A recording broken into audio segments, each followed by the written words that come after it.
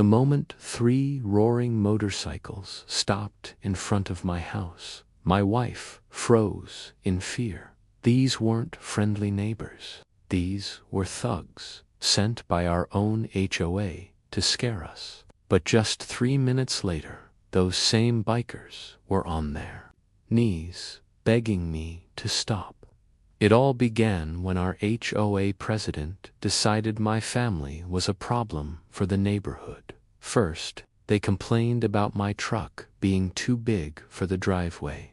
Then, they said my backyard shed wasn't approved. My wife even got fined for planting roses that weren't on their list of allowed flowers. At first, we ignored their letters, but soon the threats started. My wife got calls at night.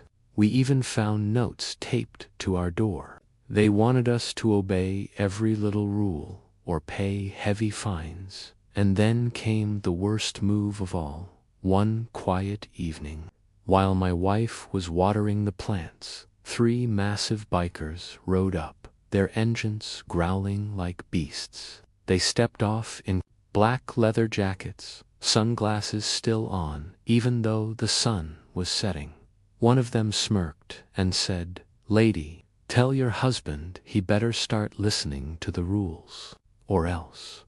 Her hands trembled. She called me from the porch. I walked out of the garage, wiping my hands on a rag, and looked at them calmly. "Or else what?" I asked. The tallest biker chuckled, puffing up his chest. "You'll find out," he growled, stepping closer.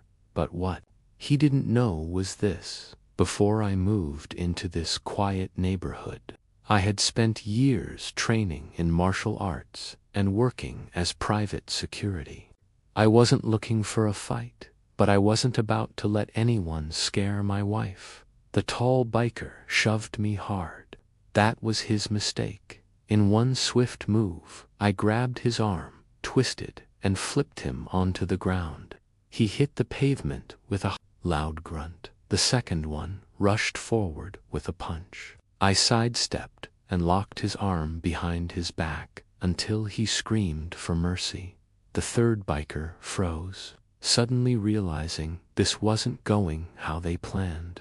My wife stood behind me, her fear slowly turning into shock, and then relief. Within just 3 minutes, 2 of the so-called thugs were on the ground, begging me to stop. The third one raised his hands, backing away. I leaned down close and said, "You go back and tell your boss my family isn't scared of him, and next time it won't end this easy."